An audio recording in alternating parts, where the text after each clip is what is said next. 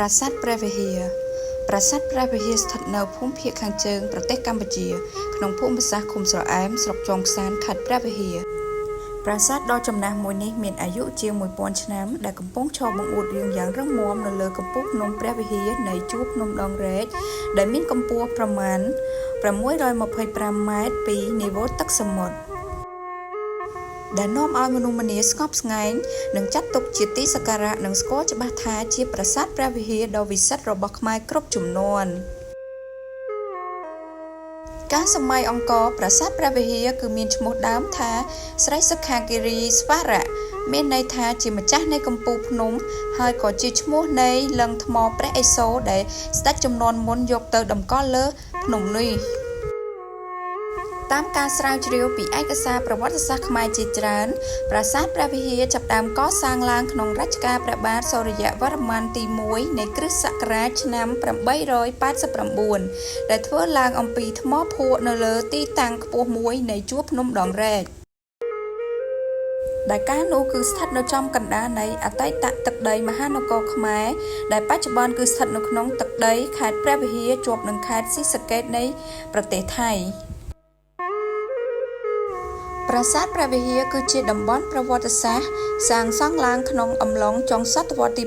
9បញ្ចប់ទៅនៅដើមសតវត្សទី12ក្រោមរជ្ជកាលព្រះបាទសូរ្យវរ្ម័នទី2នៃសម័យមហានគរ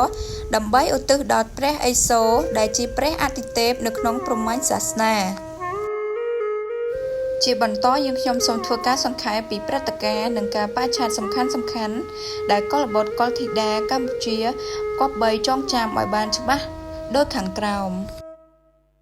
នៅឆ្នាំ889ប្រាសាទព្រះវិហារចាប់ផ្ដើមកសាងឡើងក្នុងរជ្ជកាលព្រះបាទសូរ្យវរ្ម័នទី1សាងសង់នៅចុងសតវត្សទី9និងបញ្ចប់នៅសតវត្សទី12នៅឆ្នាំ1954ប្រាសាទព្រះវិហាររងការឈ្លានពានដណ្ដើមចង់បានជាច្រើនលើកច្រើនសារពីសំណាក់ប្រទេសថៃហើយជម្លោះរវាងប្រទេសថៃនិងកម្ពុជាចាប់ផ្ដើមផ្ទុះឡើងខ្លាំងនៅថ្ងៃទី6ខែតុលាឆ្នាំ1959កម្ពុជាបានដាក់ពាក្យបណ្ដឹងទៅតុលាការយុត្តិធម៌អន្តរជាតិក្រុងឡាអេដើម្បីស្នើសុំឲ្យតុលាការប្រគល់អធិបតេយ្យដែនដីប្រាសាទព្រះវិហារមកឲ្យកម្ពុជា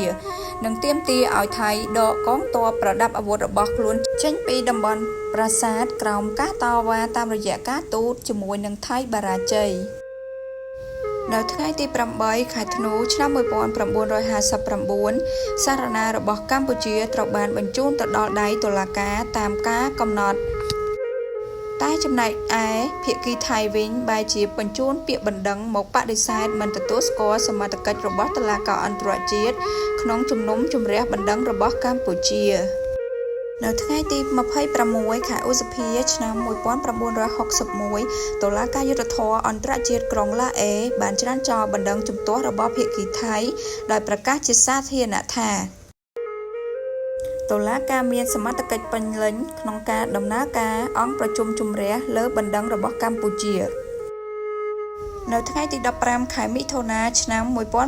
1962ប្រាសាទព្រះវិហារត្រូវបានសាលក្រមតុលាការអន្តរជាតិនៃក្រុងឡាអេបានសម្រេចឲ្យភាគីកម្ពុជាឈ្នះក្តីលើប្រាសាទព្រះវិហារលើភាគីថៃ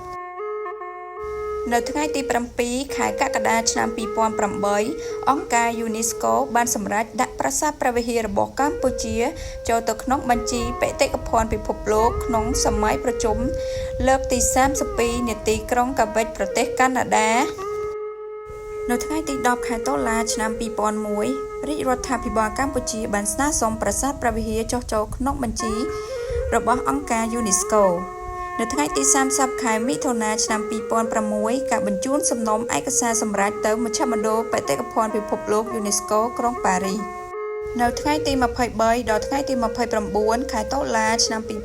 2006បេសកកម្មបច្ចេកទេសរបស់តំណាងឲ្យក្រុមប្រឹក្សាអន្តរជាតិវិយតម្លៃប្រាង្គប្រាសាទនិងរមណីយដ្ឋាន ICOMOS នៅតំបន់ប្រាសាទព្រះវិហារនៅថ្ងៃទី21ខែមករាឆ្នាំ2006សេចក្តីយល់ព្រមលើសំណើចុះបញ្ជីដោយ ICOMOS នៅថ្ងៃទី23ខែមិថុនាថ្ងៃទី2ខែកក្កដាឆ្នាំ2007 កិច្ចប្រជុំលើកទី31របស់គណៈកម្មាធិការបេតិកភណ្ឌពិភពលោកនៅ Christchurch ប្រទេសនូវែលសេឡង់នៅថ្ងៃទី23ខែមិថុនាថ្ងៃទី2ខែកក្កដាឆ្នាំ2007កិច្ចប្រជុំលើកទី31របស់គណៈកម្មាធិការបេតិកភណ្ឌពិភពលោកនៅ Christchurch ប្រទេសនូវែលសេឡង់នៅថ្ងៃទី7ខែកក្កដាឆ្នាំ2008ប្រាសាទព្រះវិហារត្រូវបានចុះបញ្ជីជាបេតិកភណ្ឌពិភពលោកក្នុងកិច្ចប្រជុំ32របស់គណៈកម្មាធិការបេតិកភណ្ឌពិភពលោកនៃអង្គការ UNESCO នៅទីក្រុង Quebec ប្រទេសកាណាដានៅថ្ងៃទី15ខែកក្កដាឆ្នាំ2008ថៃបានទាហានរបស់ខ្លួនមកឈរជើងនៅក្នុងបរិវេណវត្តកែវសិក្ខាគិរីស្វារៈក្បែរតំបន់ប្រាសាទព្រះវិហារចម្ងាយប្រមាណ300ម៉ែត្រពីទឹកដីកម្ពុជានៅថ្ងៃទី11ខែសីហាឆ្នាំ2010កម្ពុជាបានផ្ញើលិខិតទៅអង្គការសហប្រជាជាតិនាក្រុងញូវយ៉កដើម្បីសូមអន្តរាគមន៍អង្គការសហប្រជាជាតិឲ្យមានយន្តកម្មអន្តរជាតិដើម្បីដោះស្រាយជម្លោះព្រំដែនខ្មែរថៃមុំជាប់ប្រាសាទព្រះវិហារថៃបានបង្កើតផែនទីជាឯកតោភាគីមានទំហំ 4.6 គីឡូម៉ែត្រការ៉េជាប់នឹងប្រាសាទព្រះវិហារថាជារបស់ខ្លួន